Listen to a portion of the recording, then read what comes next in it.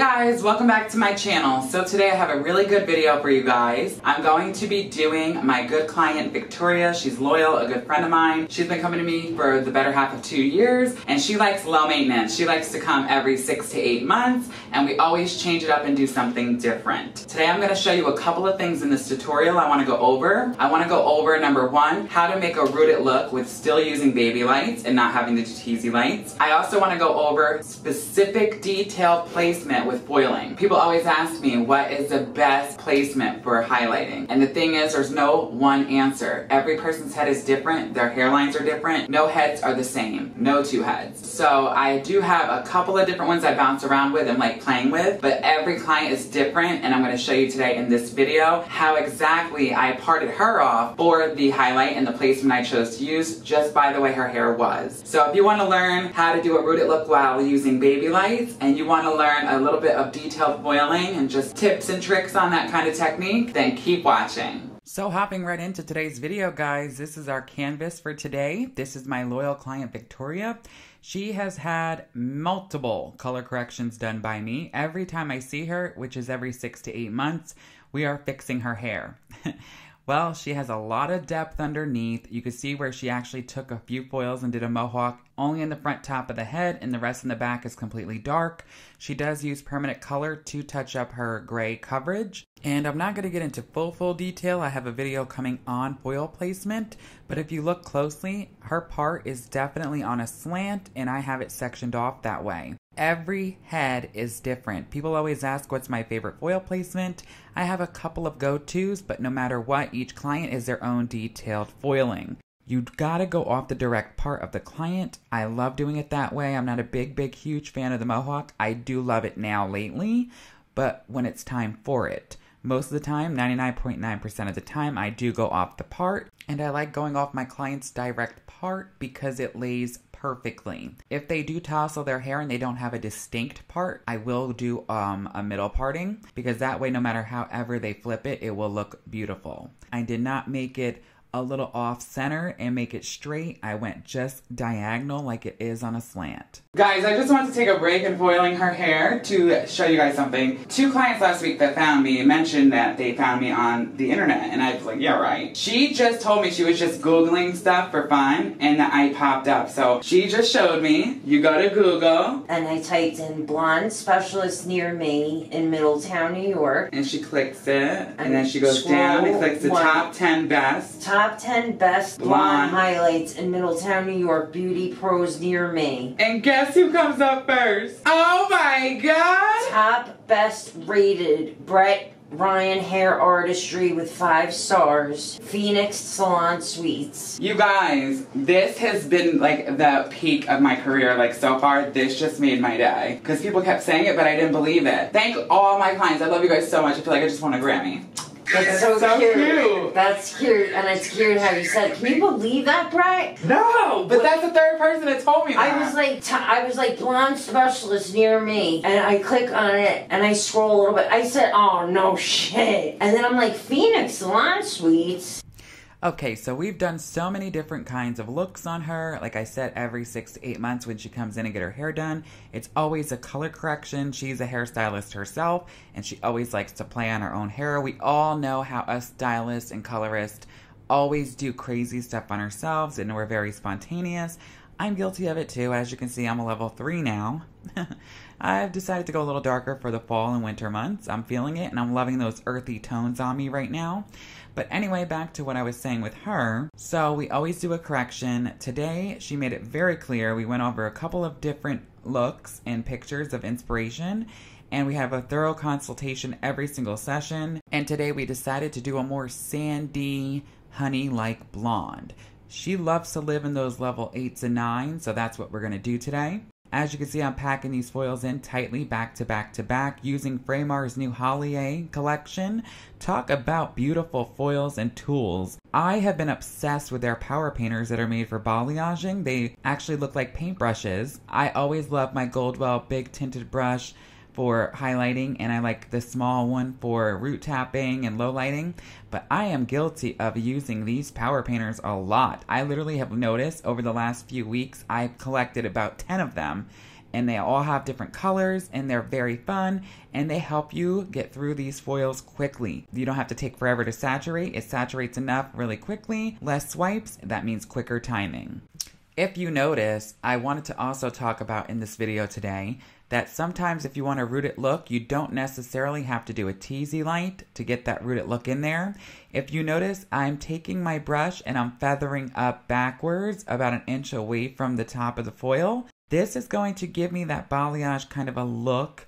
Not a look of a balayage, but you know how when you balayage, you do Y's and W's, and you feather it up a little bit more on the left, a little bit more on the right. That's going to help give us a rooted look once we shadow everything down. So if somebody wants a rooted look, but they want baby lights, I'll do this. I'll go in, feather it up a little bit. Some of them will go closer, some of them I'll be further away, so it helps break it up and not have any harshness.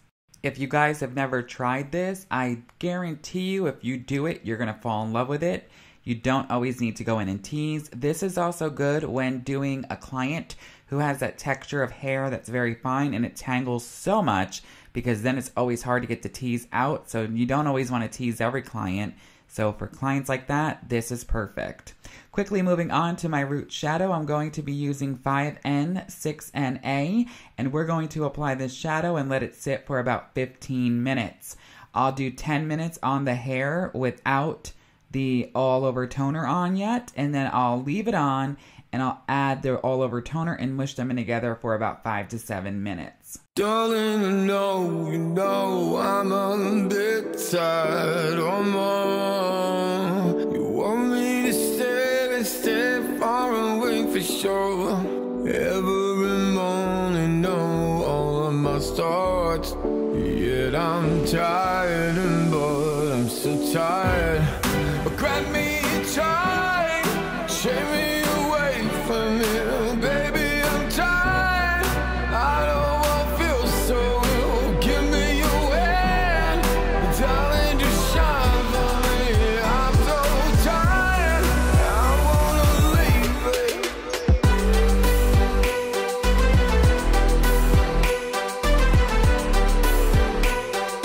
Nothing gonna help us, I'm so really tired. Really tired, really tired. Darling, I know that I have to go, but I wanna stay close for sure. Every evening I know all my thoughts. You're my island soul, but I'm tired, so grab me a chai. When it comes to root toning, I do taps. I like to let them sit for about 5 minutes. When I'm shadowing like this, I like to let it sit for about 10. And when I want a real prominent root and I do a smudge, I'll let it sit between 15 and 20 minutes. With her, she likes that rooted look. Shades Q is a little translucent, so it never looks as dark as it looks like it's going to look when it's wet. Right now, it looks scary when you see it, but watch when it's dry. It's going to look nothing like this, guys, so always trust the process. And when doing root toning like this, blending is key.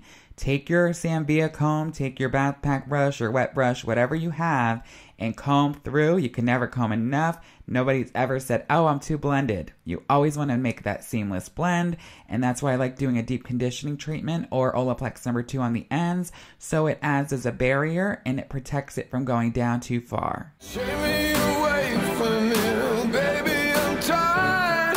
I don't want to feel so ill. Give me your hand, darling, just shine for me. I'm so tired, I want to leave my skin.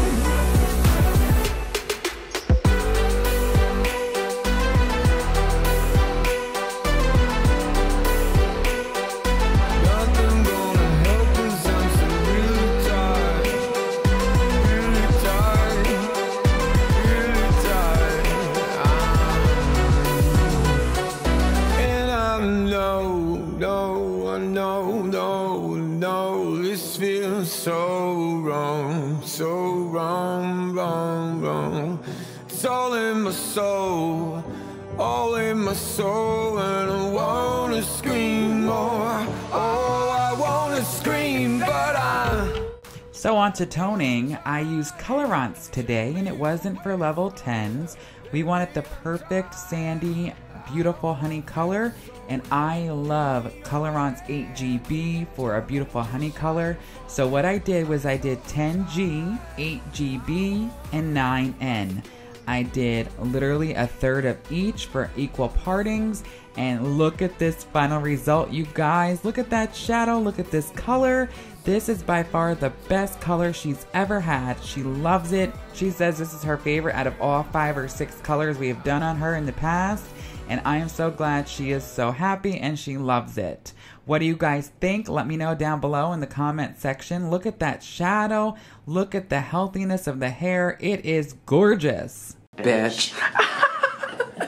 This is my lovely client, and we are done, you guys. This is her favorite color right now. She loves it, and it's exactly what she wanted, and we haven't even seen it outside yet. Like, look at the dimension. We used her own left out subsection because she had a lot of darkness because it's been a while since she had a full, and we used that to our benefit as our low light instead of adding one, and it is beautiful and it's perfect, and that will help because it will help the grow out. As it grows out, it's her natural color, so we are dying. The root shadow, everything. We just used my Kenra taffy to get those flyaways down, and it looks amazing. So I've been testing out some Kenra products. We're obsessed. Kenra, we are obsessed with the silkening gloss, and it smells just like the taffy. Holy cow. And then this is also a heat protectant spray that I've been using that I like. So they have a lot of good stuff, and you guys know I love these. Number 13, number 20, and for boys who do like those fun cuts, this is good for them, like that wax for the boys. And I love Kenra. Can we talk about their like product color? Like the silver is so chic, right? So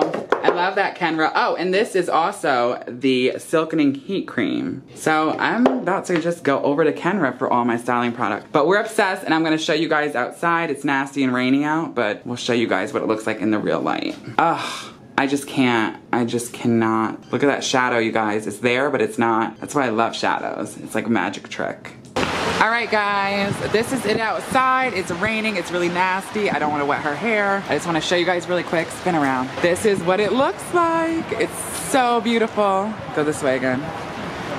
And I love you guys. And as always, thanks for watching. So long for now.